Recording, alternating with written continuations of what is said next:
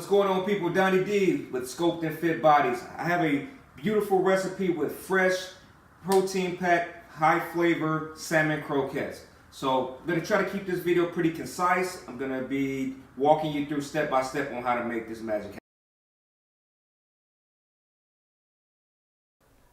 Alright, first step, we're going to add 1 tablespoon of extra virgin olive oil to our skillet. And we're going to move that olive oil around to nicely coat the pan so we can get a nice even saute. First ingredient is going to go in white onion. That's a third of a white onion, of a medium-sized white onion. Then our second ingredient, those red peppers. This is roughly a half of a red pepper. All right. Just get a nice even stir on that. Going to move those vegetables around pretty evenly, but it doesn't have to be perfect. Just get them in the pan. Then we're going to bring out those natural flavors by adding in 2 to 3 pinches of sea salt and black pepper. Make sure you flavor your ingredients. That's going to help bring out those flavors, and you're going to love the way it comes out as the end product. Last ingredient that we're going to add into this mixture is going to be some capers. That's 2 tablespoons of capers. And we're going to saute these 3 items on the skillet. Then we're going to remove it from the heat, and we're going to let it cool down. All right, second step, we want to prepare our wild salmon. If you're purchasing salmon that has skin on it, you want to make sure that you remove it. If you don't want to go through the step, you can just simply ask the butcher when you purchase the salmon to remove the skin for you. But I didn't do that, so I'm going to be removing the skin myself. So I'll cut into the middle of the fish. All right, and you're going to feel the skin. You're going to drag your knife in between the flesh of the salmon and in between the skin.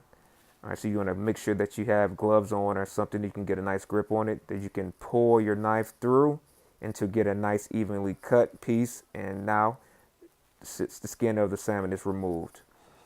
Really important step here, you want to make sure that you remove any scales and bones in the fish, because you don't want that to be in your croquettes. That's not going to be very good. All right, next step after that, we're going to get a rough chop on the salmon fillet.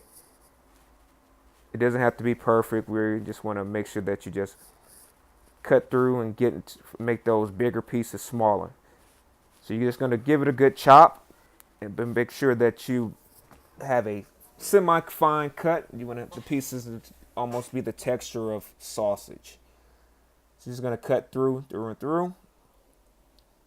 And after a while, you have a nice product to work with. And you're going to just put that into a bowl, and we'll prepare for the next step. Okay, we're almost done. So we're going to add in the saute mixture of the white onion, red pepper, and capers into the salmon, followed by a quarter cup of mayonnaise. I'm using reduced fat to keep the calorie content down. And to bring out the natural flavors of the ingredients, we're going to add in 2 to 3 pinches of sea salt. A little bit of sea salt is okay, as long as you don't have high blood pressure. And for a little bit of kick and to help build the flavor profile, we're going to add in a 1/4 tablespoon of cayenne pepper, followed by 1/4 tablespoon of dried mustard powder,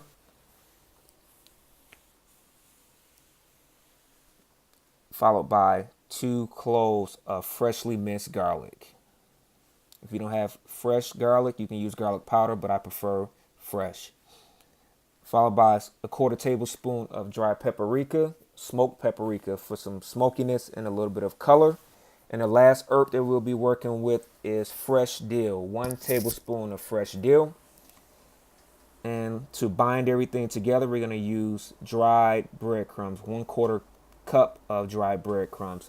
Give this a good mix. Make sure that you mix everything around and try to absorb the liquids from the mixture around the breadcrumbs. And really important step to this is to make sure that you refrigerate this mixture between 1 and 2 hours. This is a really important step. The colder your patty mixture is easier to work with and to form patties so that they hold together. And all right, so divide the mixture into equal parts. I'm using fours, but you can break it down into 6. You can break it down into 8. But I choose to use a bigger patty.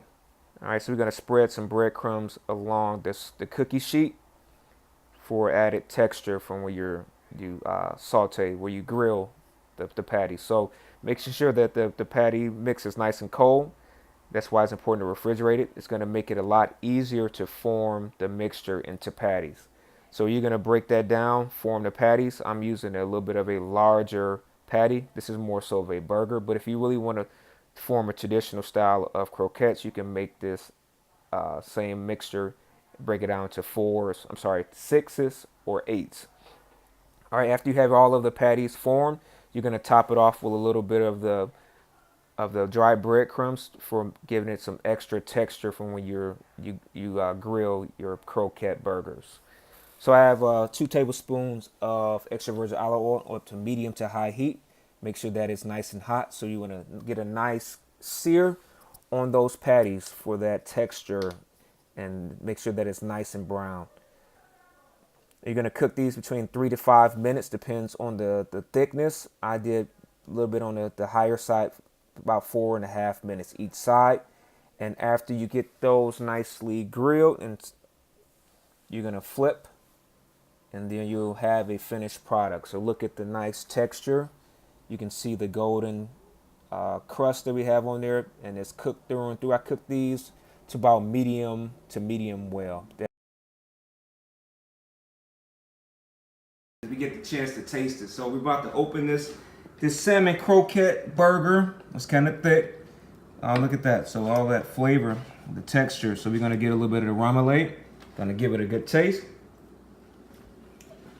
Wow, that's amazing. It's a party of flavors in your mouth, from the capers, the peppers, the onion, the dill. You can taste all of that.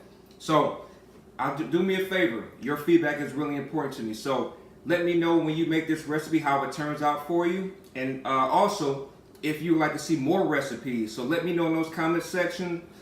Give me a like, give me a subscribe, and I'll check you out later. Peace.